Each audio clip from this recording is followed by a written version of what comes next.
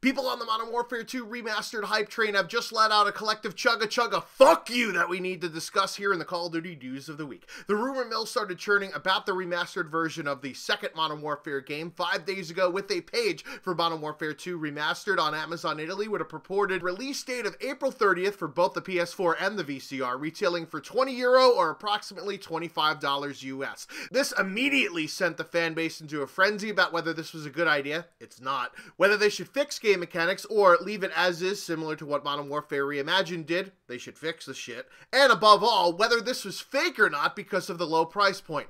It is about as fake as my wife's orgasms. Notice how there isn't a PC version listed? It's probably because PC players can already get Modern Warfare 2 for cheaper than $25, and you can download a free mod called IW4X, which is what you're watching in the background, that adds in weapons and maps and other beepity bops from other Call of Duty games, along with upgraded server features and fully dedicated servers. So there's literally no reason to buy a remastered version that'll be a ghost town like the Call of Duty 4 reboot last year, #PC Master Race. The bullshit gained some traction, however, when Raven, the developers of Modern Warfare Reimagined, tweeted out a picture of one of its walls in its design studio with a coming soon indicator, which some people claimed that it looked like a Modern Warfare 2 intro screen, but to me, it looks much more like the Black Ops 3 intro screen, which would indicate that they are working on something Black Ops 4 related, possibly.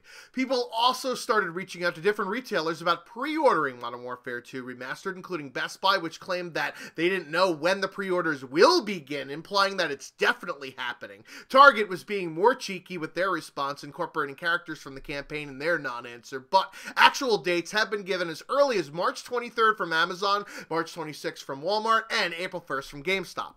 Then, Charlie Intel dropped the bomb that they have a source saying that the remaster is campaign only, meaning that there is no multiplayer part of the game.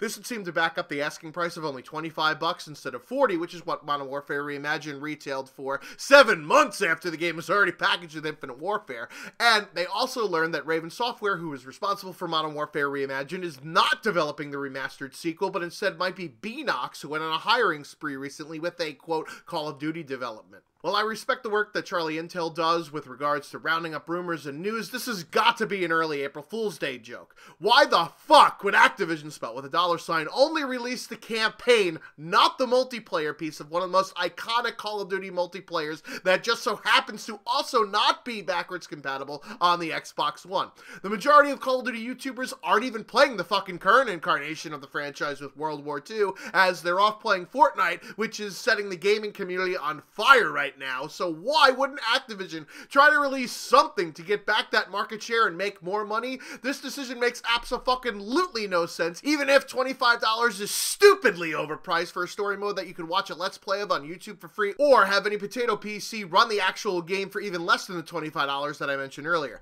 The reason why people are hyped about this is the potential of reliving one of the greatest multiplayer games ever, not so they could shoot innocent people at an airport. Remember, no Russian. Either way, don't fucking buy this shit, people. It's just a ploy to get money off your nostalgia, which is a hell of a drug. Remember the lessons from Modern Warfare, quote, remastered? Expect them to be repeated here.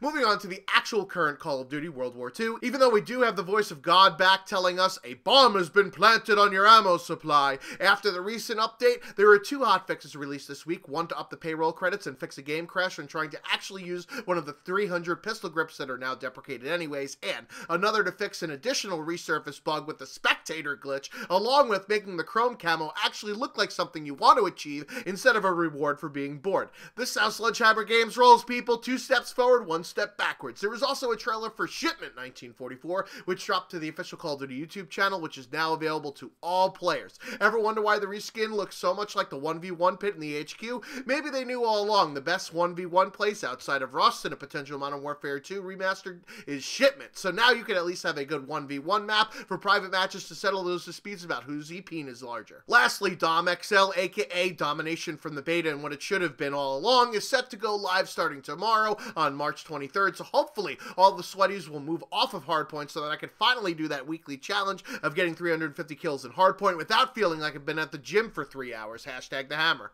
Even though the Modern Warfare 2 Remastered news is disappointing and or bullshit, Activision still knows how to milk its fans, as in Black Ops 3, you can now separately purchase each of the 4 zombies these DLC maps separately, since everyone knows the multiplayer part of Treyarch's DLC is just a useless throwaway for the majority of people. Each map is $7.99 each, which is more than half of the $15 asking price for the entire DLC, which is a ripoff in true Activision fashion. Way to bring it back, guys. Could this also be a change in how DLC is distributed going forward? I fucking doubt it, as the Zombies community will still drop the full $15 just for their piece of the pie, and same with the multiplayer people, so why fuck up that gravy train? I think it's just yet another way to get more money out of a 2.5-year-old game. So what do you guys think about this Modern Warfare 2 Remastered development? I say make great new games. Don't resurrect old ones that will never capture that same feeling, since it's a different time now. I've been the Schwantz27, off like a light before sex. Until next time.